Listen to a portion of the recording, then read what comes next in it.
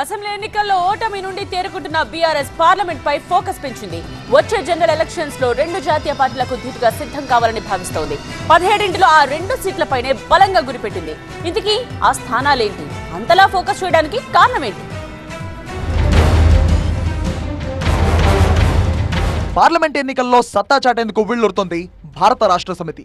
రాష్ట్రంలో అధికారం చేజారడంతో ఒక్కసారిగా ఢీలా పడ్డ ఆ పార్టీ వీలైనన్ని ఎక్కువ ఎంపీ స్థానాలను గెలిచి మరోసారి సత్తా చాటాలని భావిస్తోంది. అందుకే గెలిచే అవకాశం ఉన్న ఏ స్థానాన్ని వదలకూడదని నిర్ణయించుకుంది. అందులో భాగంగానే హైదరాబాద్ పరిధిలోని మల్కాజ్గిరి, సికింద్రాబాద్ పార్లమెంట్ స్థానాలపై గట్టిగా ఫోకస్ పెట్టింది బీఆర్ఎస్ పార్టీ. గతంలో త్రుటిలో మిస్ అయిన ఆ స్థానాలను ఈసారి ఎట్టి పరిస్థితుల్లోనూ చేజిక్కించుకోవాలని వ్యూహాలు రచిస్తోంది. గ్రేటర్ హైదరాబాద్ పరిధిలో ఉన్న అసెంబ్లీ నియోజకవర్గాల్లో మెజారిటీ సీట్లు సాధించిన బీఆర్ఎస్ అదే ఊపును ఇప్పుడు పార్లమెంట్ ఎన్నికల్లోనూ కొనసాగించాలని చూస్తోంది. ఇదే బలంతో చేవెళ్ల, మల్కాజ్గిరి, సికింద్రాబాద్ పార్లమెంట్ స్థానాలను ఎట్టి పరిస్థితుల్లోనూ తన ఖాతాలో వేసుకోవాలని విశ్వ ప్రయత్నాలు చేస్తోంది. వారికోస్ వెయిన్స్ వ్యాధికి కేవలం 30 నిమిషాల్లో చికిత్స. కాల్ చేయండి 9989527715.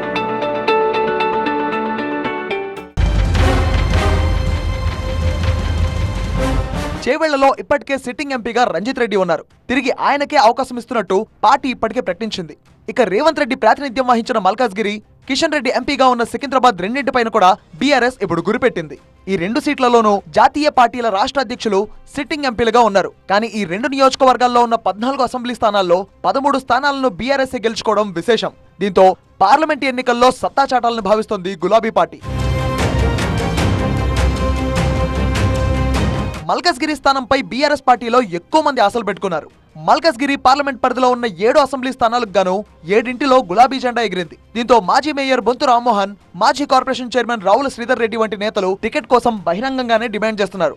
వీరితో పాటు మాజీ మంత్రి మల్లారెడ్డి సైతం తనయుడు కోసం మల్కాజ్గిరి స్థానాన్ని కేటాయించాలని అడుగుతున్నారు. ఎమ్మెల్సీగా ఉన్న మేడ్చల్ జిల్లా బీఆర్ఎస్ అధ్యక్షుడు సంబీపూర్ రాజు కూడా అవకాశం కోసం ఎదురు చూస్తున్నారు.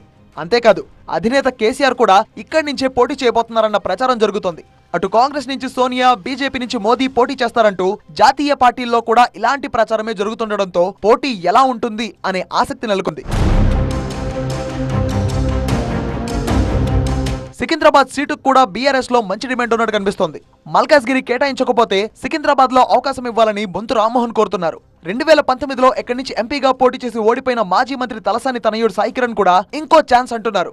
అవన్నీ పక్కన పెడితే సికింద్రాబాద్ నుంచి కేటీఆర్ పోటీలో దిగుతున్నారన్నది సీరియస్ గా నడుస్తున్న చర్చ. గ్రేటర్ అభివృద్ధిలో తనదైన ముద్ర వేసిన కేటీఆర్ ఇక్కడ పోటీ చేస్తే గెలుపు చాలా ఈజీ అనే భావంలో పార్టీ ముఖ్యులున్నట్టు తెలుస్తోంది. మరి కేటీఆర్ ఢిల్లీకి వెళ్లేందుకు సుముఖంగా ఉన్నారా లేదా అనేది ఇంకా తెలియదు.